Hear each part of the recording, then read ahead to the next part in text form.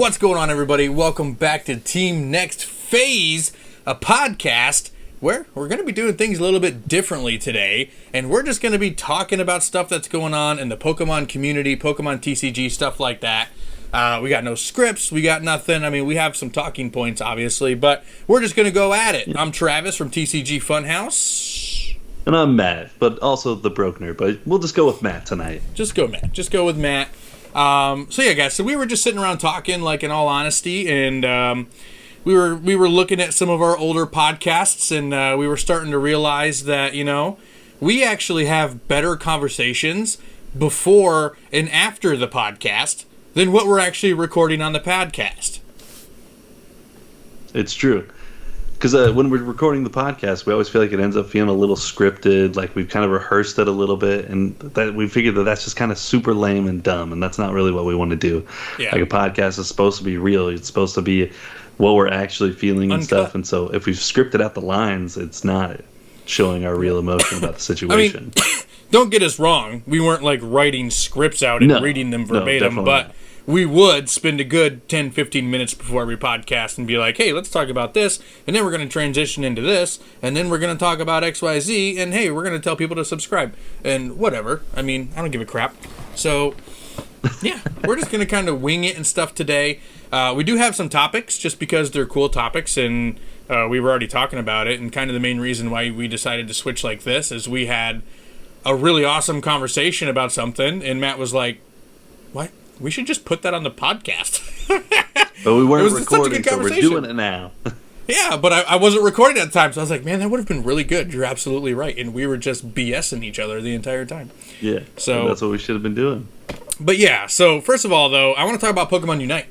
Because I've been having a freaking ball with Pokemon Unite, man. So I don't know if you've been able to catch any of our live streams. I've been live streaming on TCG Funhouse, my solo channel.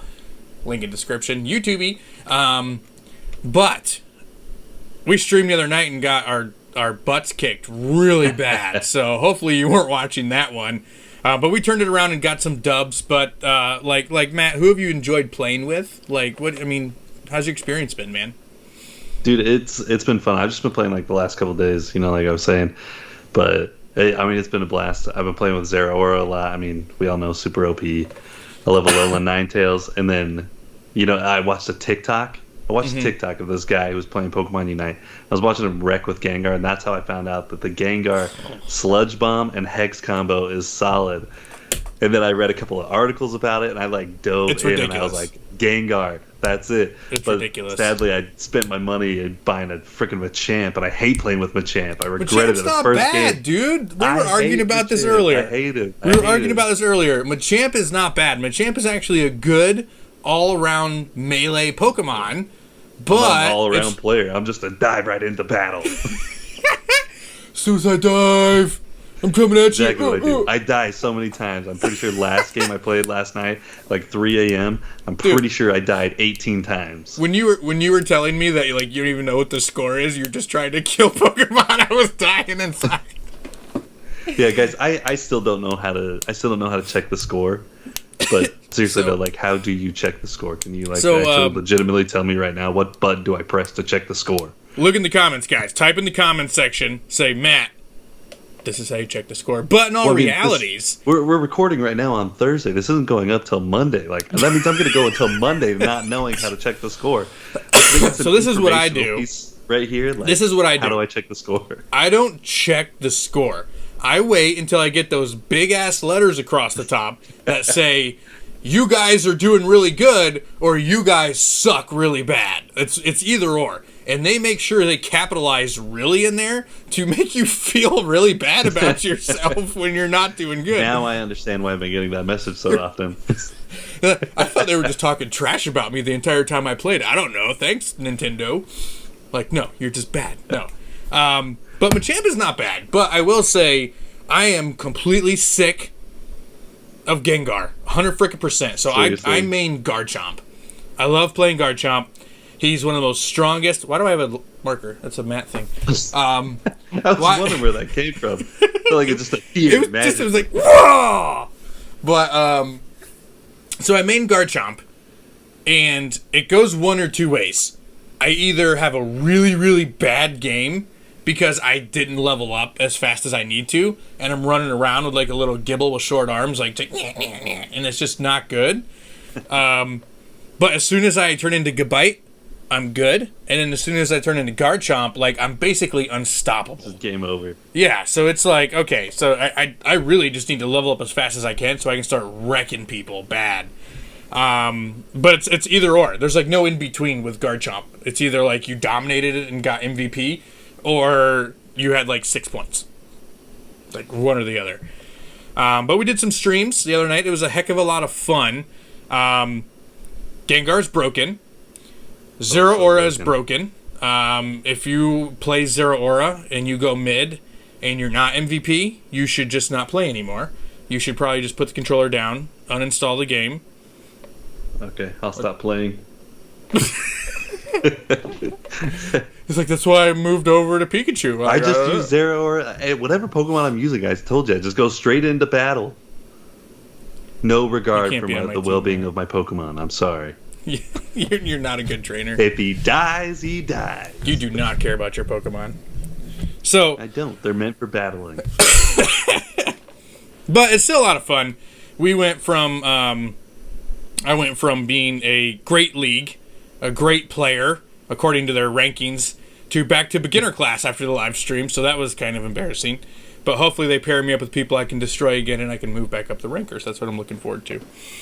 But yeah, so also, interesting stuff going on. I got a burp. I've been drinking some Monsters. Oh, you're welcome. That was enjoyable. It was. It's just as good the second time. So, Matt, I need to know, what do you think? Have you seen these fake leaks of these celebration cards going out there? And what are your thoughts? Well, I mean, to be perfectly upfront and honest, I had not seen them until you showed me about 20 minutes ago. Which, again, we should have recorded that, because this is part of our really good conversation. So I know you guys can't really see, but what I'm looking at right now, what you guys are looking at right now, I'm definitely not looking at it, is it's PokeBeach's Twitter feed, okay? One of the most respectable Pokemon journalists that we have. He knows all. He knows all in regards to Pokemon. Fantastic. Dude's got sources. Sources that have sources. Like, that's the level he's at, yeah. You heard me. Does that make it a sorcerer? So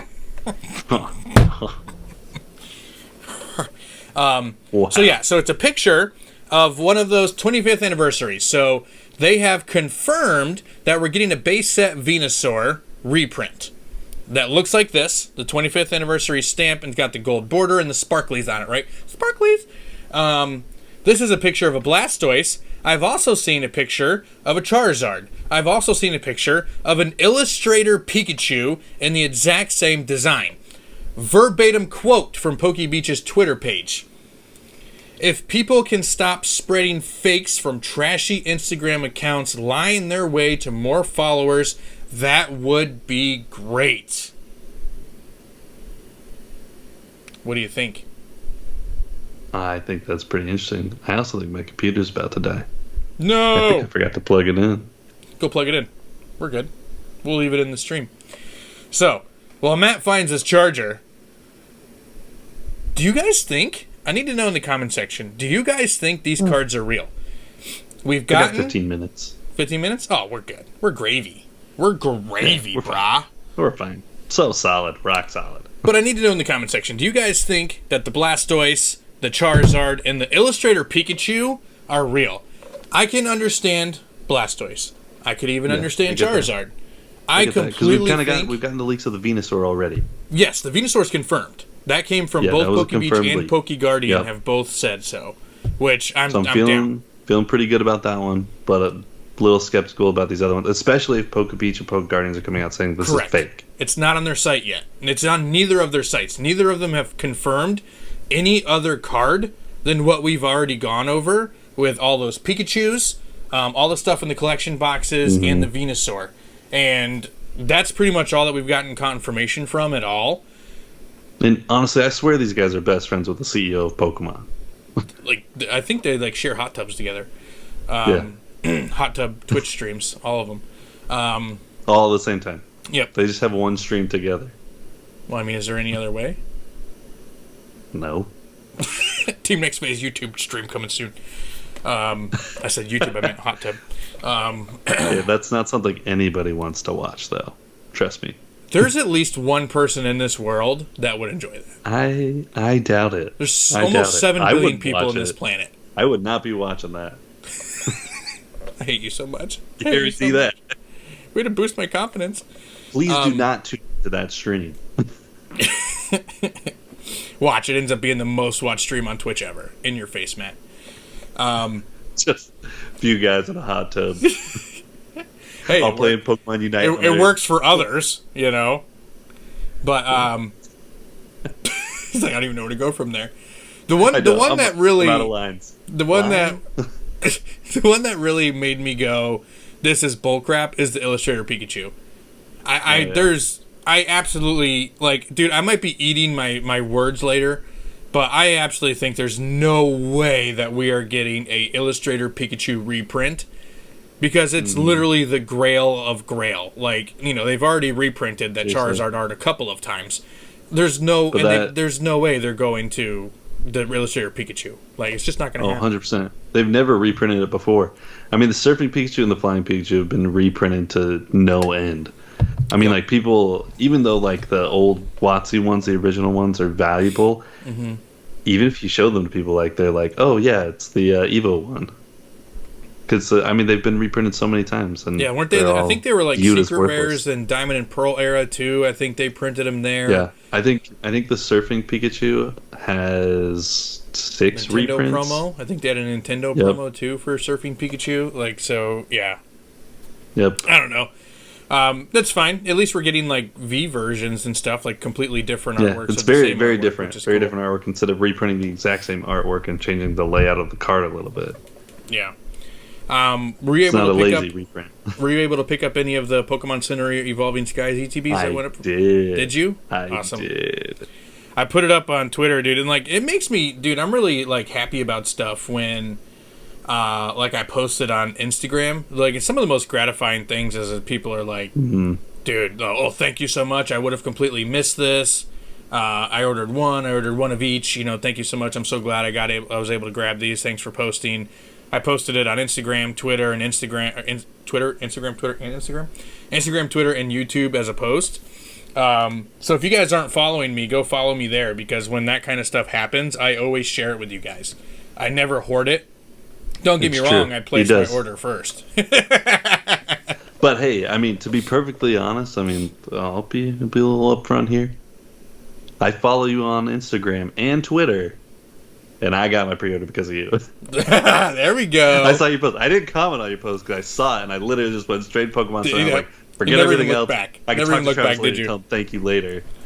Well, at least I know why you truly follow me on those places now. So I thought we were friends, but Pokemon Center updates. That's it. That's the only reason. These shit things they sent out. How about that? Yeah. Really. Again, all 3 cards, big creases right down the middle. It's bad. If you guys want to see close-ups of those, go to Travis's Instagram, and you can see some beautiful close-ups of some nice creases. I'm so frustrated. Like, I posted about it on my Instagram, like you said, and somebody commented in there. They were like, oh, well, they didn't even have to do that. They did this. They went above and beyond. Like, you should be happy with just getting the extra packs and your $10 refund. I'm like, no, bro. No. Because I wouldn't have ordered these. If they're going to offer to send it out as compensation, it needs to be quality. I just don't understand. Like, there's a quality control. How do they keep messing this stuff up, dude?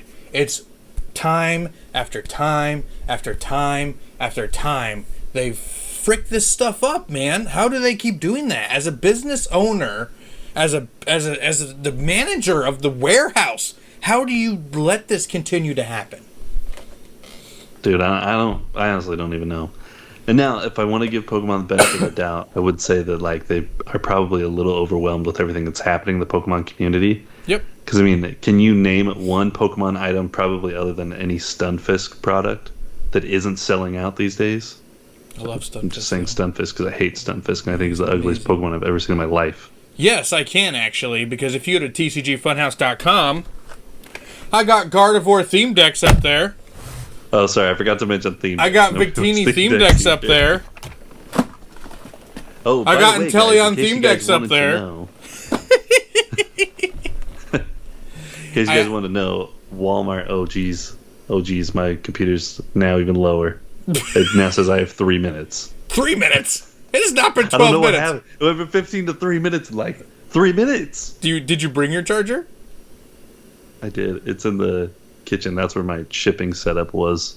Go grab it real quick. Package that. All right, go I'm grab gonna it go real get quick. it. I'll do a little.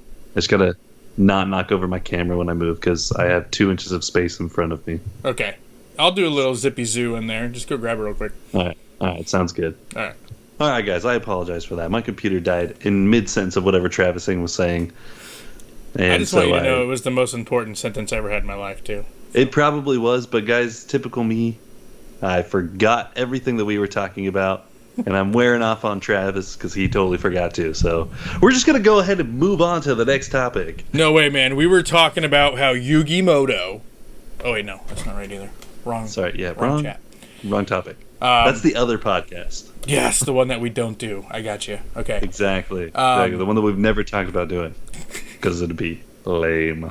Yeah, because we don't know. Just kidding. I mean, you might. I don't know crap about Yu-Gi-Oh! I'd be like, Dude, remember when Karibo multiplied? And they'd be like, that was like 7,000 years ago. I know, like, the first 3 episodes of Yu-Gi-Oh! Really well. Remember when he built Exodia? Only thing I remember. But Blue Eyes White Dragon card? Yeah, he had that. I like it. I did open up some... Next 2 videos here are actually Yu-Gi-Oh! Openings. Did you see that? I already scheduled them because I'm a badass like that. Nice. Hey, did you notice that we opened up the exact same thing? I did. I was like, this son of a gun. We really should have planned that out. I held off. Okay, so I was doing Flesh and Blood first, mister. Okay? You already did so much Flesh and Blood. I was like, oh. I had to do one of each box? I've totally got an opportunity to do Flesh and Blood this time. God. So I even held off because I did like top 5 Pokemon or what the hell other video that was. I don't remember. Which nobody watched, so fine. But I watched it. So twice. I commented. Ooh, algorithm. But so I was like, okay. So I took a week off because you were doing Welcome to Wraith. I was like, I'll give him the chance to do his first 2 parts of Welcome to Wraith, but then I'm doing Arcane Rising because I haven't done it yet, and my box is staring me in the face. So then I posted it, and then you posted it too.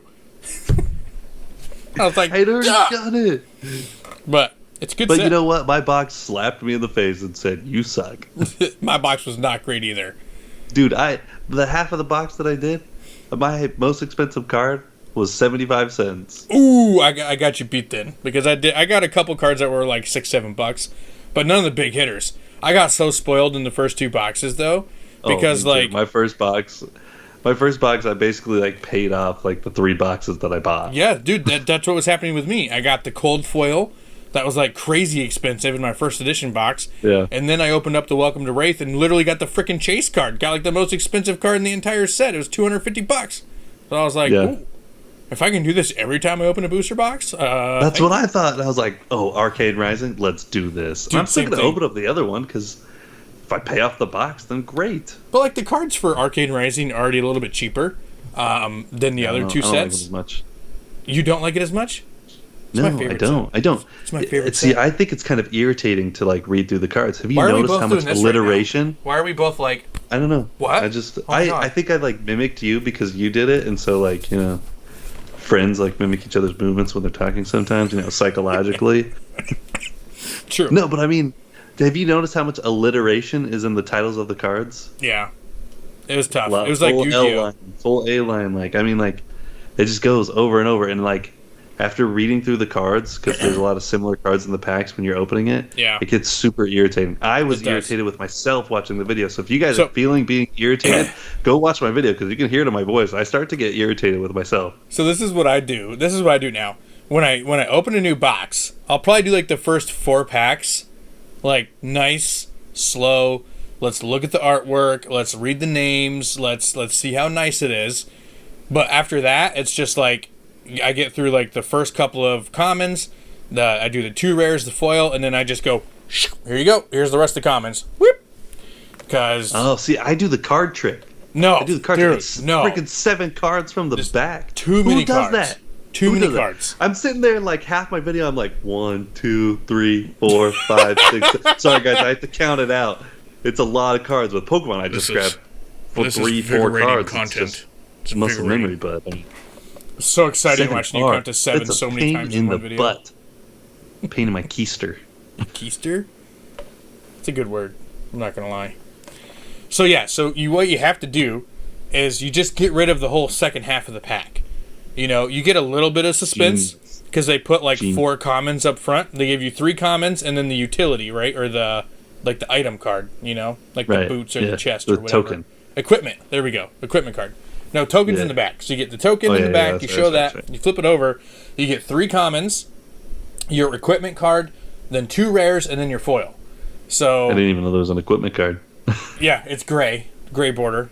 The rest of them are they don't have the colored tops because there's only one version of the equipment cards, and you literally equip your hero with it. So like you can give it to your hero, unlike the other cards. Oh, like the bracer things. Yes, like the boots, the bracers, the hoods. Right. Like those are equipment cards. Yeah. Okay. All right. I get it now. Yep. I was like, man, I see a ton of these. Like, there's a bunch of these in here. Yeah. So it's just I do the 3 commons, equipment card, the 2 rares, the foil, and then I literally just spread the rest of the commons out because I don't need to show 7 more commons. The people don't want to see it. It's just whatever. So it's true. It's true. That's the way I do it. All the comments. And if I have one gripe about Flesh and Blood, which this is why it's cool to just record because we weren't even planning on talking about this. So, no. But and I just had to point it out, didn't I? But the one frustrating thing I don't like is I love the concept of there being 3 different cards for every artwork. It's cool. Because you can build like a fast-paced deck, a slower-paced deck. Like you can build your deck around the pitch cost, the color, right? You might want this card in yellow, but for red, it's useless for your deck. Which all that concept is cool, but it makes it very, very tedious when you're just doing like unboxing videos and stuff like that. Seriously, because it's tough. There's really not that many artworks. So let's say there's 220 cards in this set. There's probably only 50 artworks. Because you have to have 3 of each artwork. Yeah. So. And so, I mean, like, you can open up a pack and you have 3 of the same card in there. Yep, you absolutely can. But they're not the same card at the same time. No, they're not the same card, but it's the same artwork and same basic layout. But, I mean, so it threw me off the first time. I was like, why the freak? You know, the concept is really cool. Multiple cards here. Which one? Oh, yeah, multiple cards. Like, it's cool, and I don't mind it. I wish they would keep it. But you need to make your set 200 cards with 200 artworks, and then you really only have to worry about getting the other stuff if you want a master set or if you want it for your deck. Like you should be, I should be able to complete 220 card set with 220 different cards, and then if I want a master set, I got to collect 660 cards or whatever. Yeah. You know. So. Yeah. No, I agree. I agree with that. Because I think that'd be cool. Because I feel like it's so repetitive opening up packs. It's so repetitive because you can basically just blow through all the commons, doesn't even matter, and then just try and look for the rares. But even the rares are super repetitive. Yeah, because it's the same thing. Like even though technically there's like 45 rares, there's really only 15. You know what I mean? Yeah, it's so repetitive. It's so repetitive, and so I feel like opening up a half a box is good for an unboxing video. But if you open up a whole box, I feel like it gets dreadful. a little tedious. I tried watching somebody's full unboxing video of a first edition Welcome to Wraithbox, and it was brutal. Yeah. It was brutal. Well, you're sitting through somebody... 45 minutes long. You're sitting through somebody watching open an entire box because you want to find that one Fable or one legendary card inside that's a cold foil and worth $800. And it's like... No, that's not it. No, that's not it. Okay.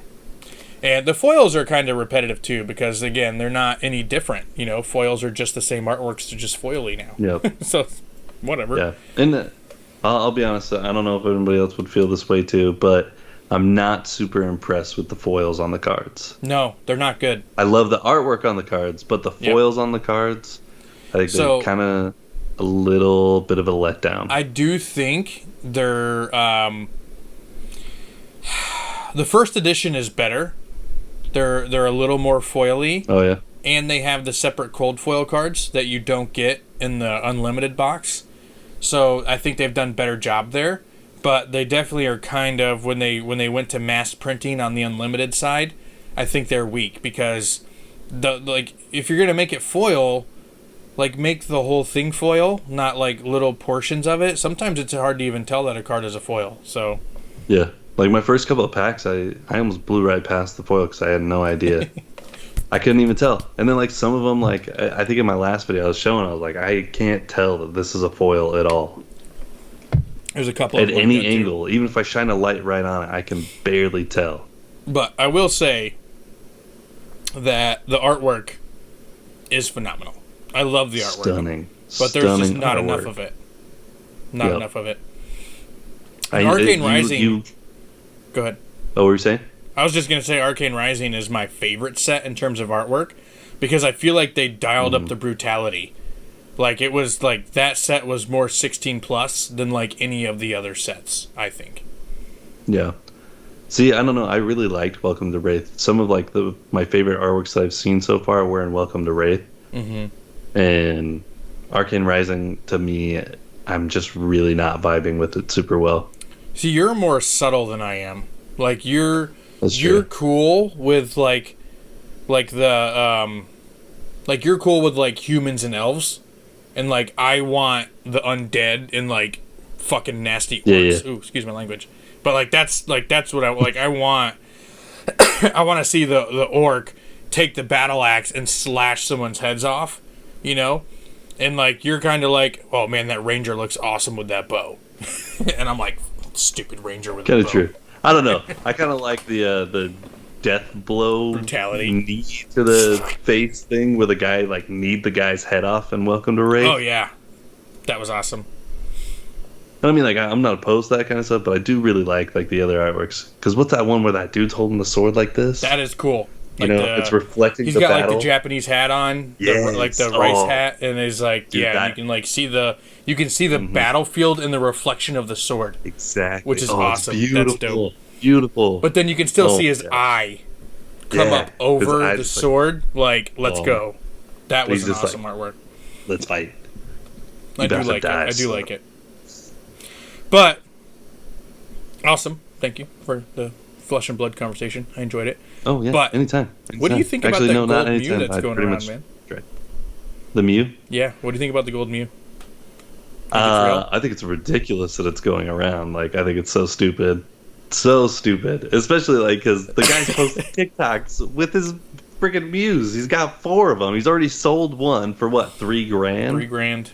$3,000. Absolutely ridiculous. This is the same guy that had the special delivery Charizards. So this is my question. Like, so stupid. Do you think he literally works at like a printing manufacturer? Do you think he's friends with somebody who's like taking cards off the freaking like line? Like, where do you think he's getting these cards? I bet it's a friend or a family member who's getting him these cards. Yeah. Because I don't think he would do it. If he was working there, I highly doubt he would do it and then post about it. Because they would find it so fast and he'd be done. It's got to be a third party, right? Because it can't be... got to be third party. Yeah. Maybe even like double, like 2 people chain, like coming down the line. So, and he's selling it, and he is making so much money off of it. So how BS is that, though? Like, how BS is it that, like, somebody in this position can not only, one, get the clout from his social media accounts for doing something that's basically illegal. It's true, it's not growing at all. But you should be. Can you imagine if one of us started posting that? Like, it would go crazy. The only reason why it's not for him is because he's never, it's never really done anything before. So it's just kind of hiding. But we know about it. People in the community know about it. Have you... Okay, I'm sorry. Like, a little bit of a tangent, but still related. Have you seen the people that are posting his video and saying it's theirs? No, I have not. Are people really doing that? Oh, my gosh. I saw so many of them on TikTok today. It was so funny. And he's commenting on all of them and going, oh, those are my cards. I see that you're posting a video of my cards. and they all just like post the same like little meme reactions, like, "Oh no, you caught me." So I actually did come across a TikTok channel that was stealing Juice's videos. Yeah, I saw that. Did you see that too? I was like, what? Because like, dude, they didn't even edit out the voice. Like the video came through, and like I heard Juice talking right away, and I was like, oh, what is he doing? And I'm like, this isn't Lootbox's channel. What's going on here? And then I did find him in the comments, and he was like, are you using my content without asking me for permission? I was like, dude, so people need to stop this crap, man. But honestly, the guy kind of had to come with the scamming people out of these cards. That guy's being shady as heck anyway. So again, yeah, like I told you this before, if he ended up with these cards, even for like the crappy way that he's ending up with these cards, if he was just doing it to like post, add to his collection and all, it's like whatever. Okay, you're being shady. Share the leaks, like, hey, because we hadn't seen that one yet. But to sell them on eBay, bro, like that is trash. That's where it gets really shady. That's trash. Because first of all, nobody even knows who bought it. We don't even know if it's a real card.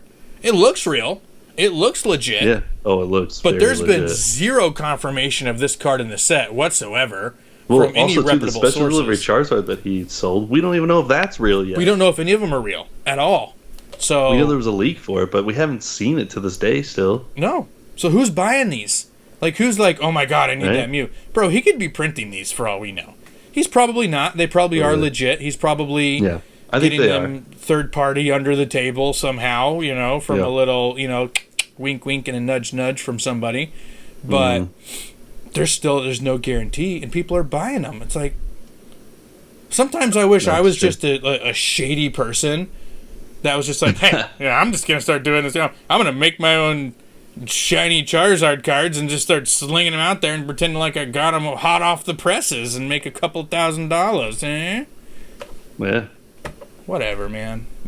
But I know. And I mean, you and I talk about this all the time. Like, sometimes, like, the shady people really make it far. They do. How frustrating is that, man? Come on. Yeah.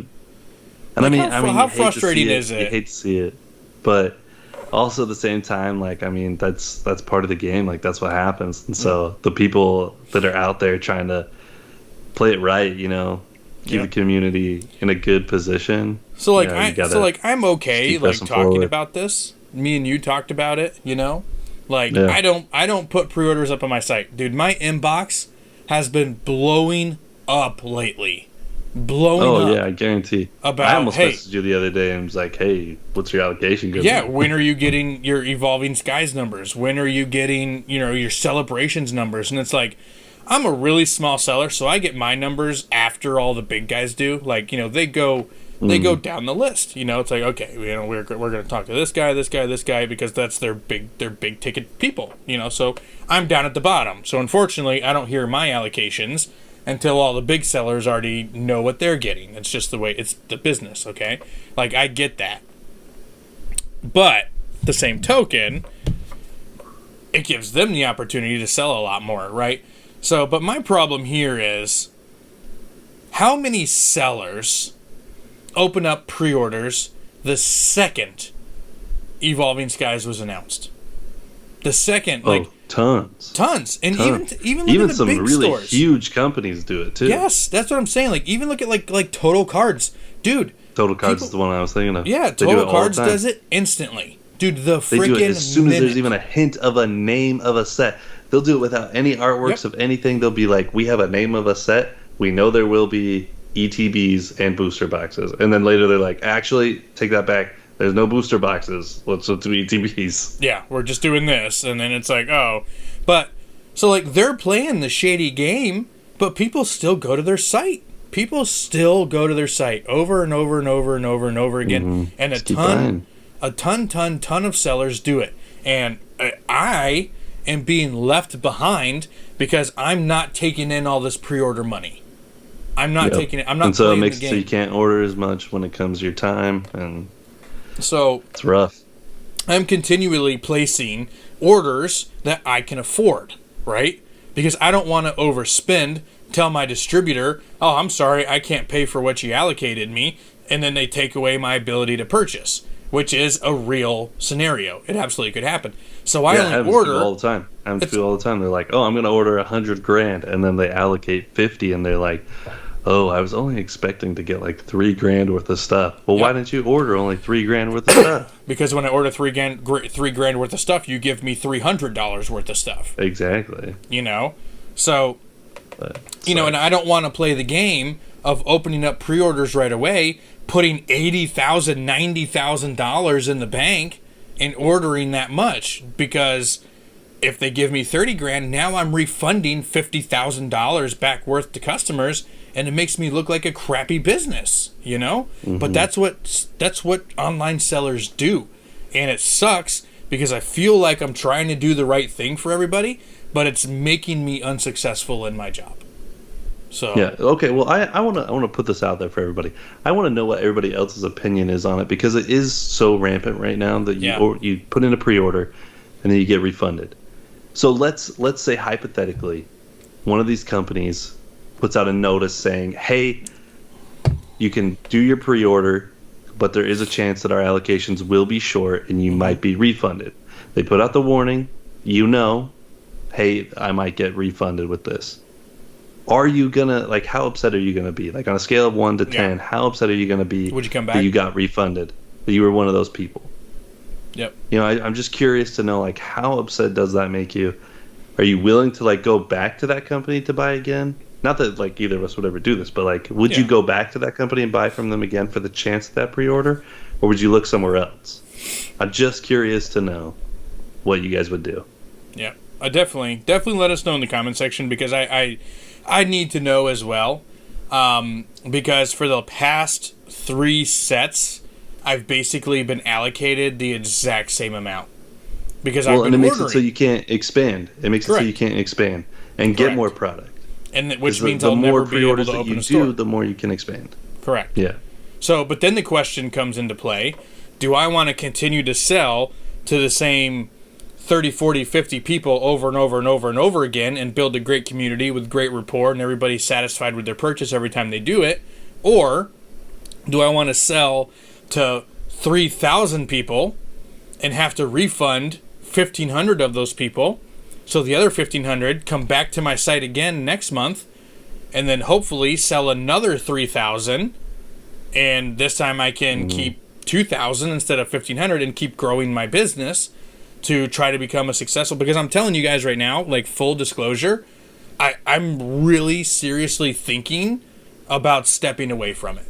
As much time and effort goes into this thing, and not seeing my allocation numbers improve or my sales numbers improve because I just don't have the product, is the most frustrating thing in the world.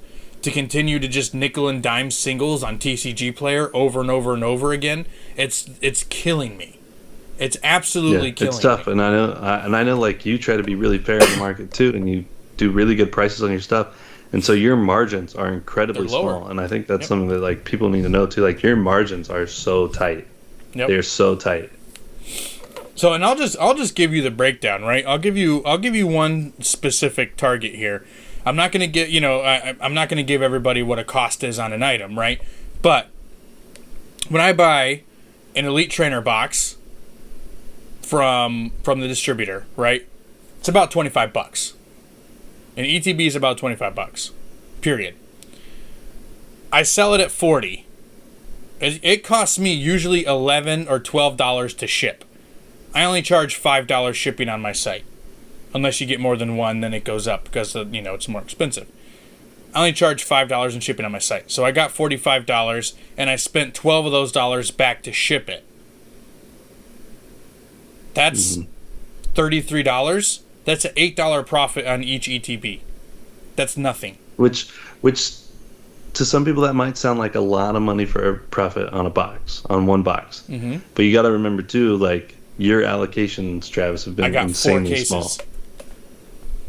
So that's not a lot, and to be able to provide for your family and run a business that you want to expand, that's not a lot of cash that you can put back into it to expand that business. Correct. So I know we're getting deep into business talk here and stuff, like Pokemon business, but that is how it is. And you don't can't really expand without extra cash flow, and if you have minimal margins of $8 a box, and I only have 30, 40 boxes. Cable expand. Yeah. And that's tight. Per set release. Tight. That's per set release. I could only get 1 case in wave 1 and 2 cases in wave 2. You know what I mean? Like, yeah, that's not even right at the beginning. That's over time. That's after I've been with them for almost a year, for 8 months. Because I know one of your like second waves didn't come in for like 2 months on one of the sets. I'm still waiting on some Chilling Reign. Yeah, they never gave me my third wave. You had Battle Styles ETBs until like what, just a little while ago? Yeah, like when Chilling Reign came out, they were like, "Oh, by the way, I got another case of Battle Styles for you too." I'm like, "Oh, well, thanks. Nobody wants them, but sure, thanks, I appreciate it." But sure, I want more allocation, so yeah, I'll take whatever you give me. Yeah, exactly. That's what it comes down to. You know what I mean?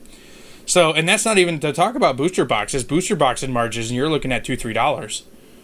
Oh yeah, booster box margins are because you have to compete, because you got to compete with the guys like. Yep. I'm just gonna throw his name out there, Danny Phantom, who sells them as low as possible for his community. Which, you know, kudos to him for doing that.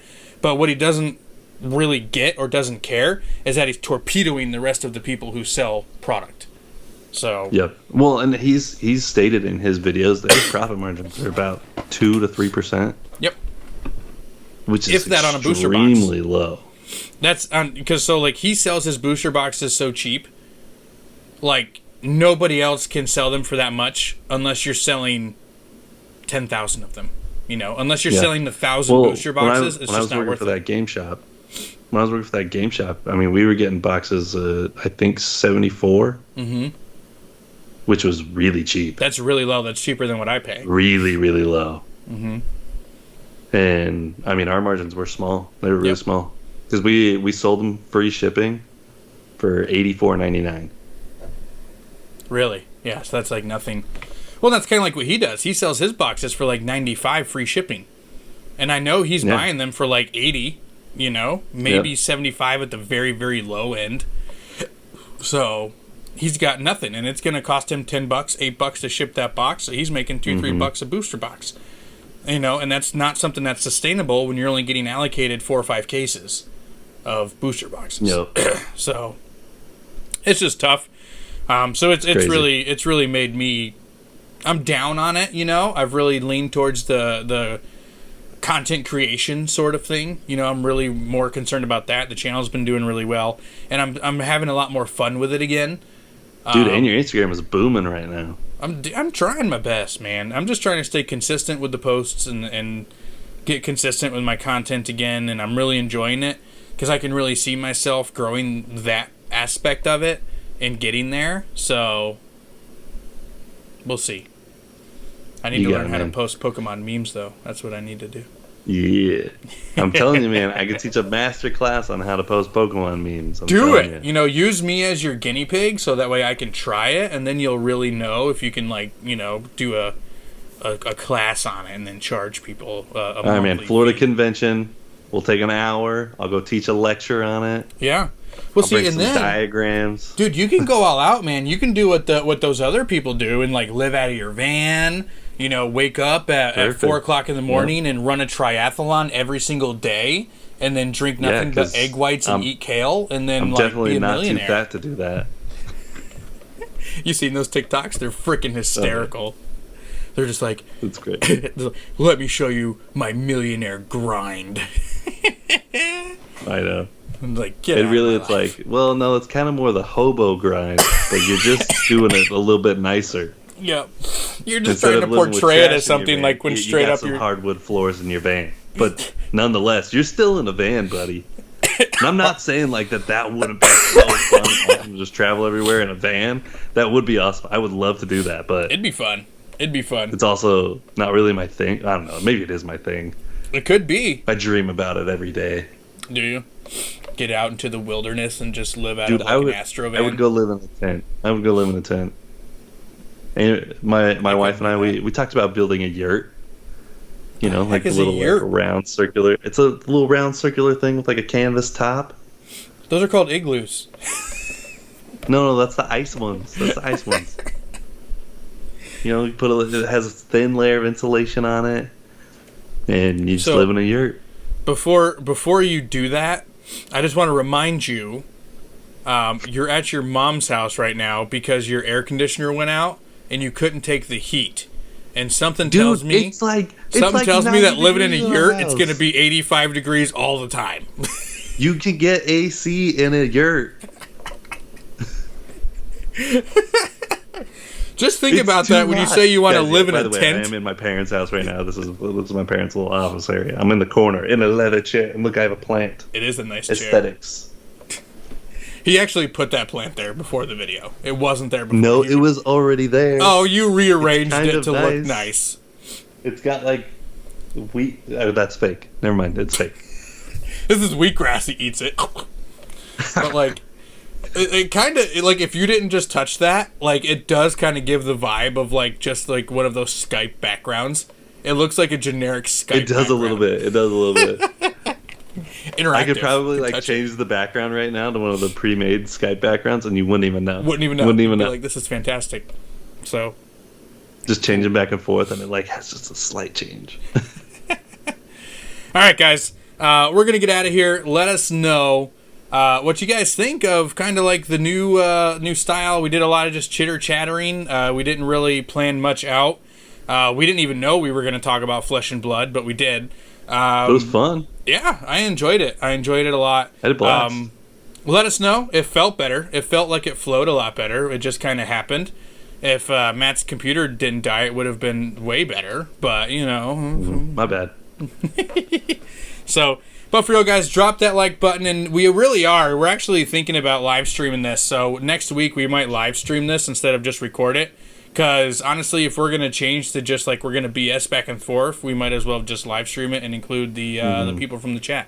So, but while you're there, smash that like button, drop a sub if you're new, guys. Team Next Phase, a lot of fun. We're going to do more collabs. We're going to change the channel up a little bit and see what we can do about making some improvements and have some more fun, basically, is what we're looking for. So, thank you so much, guys. I think Matt needs to say one more thing before we leave because we can't finish without that.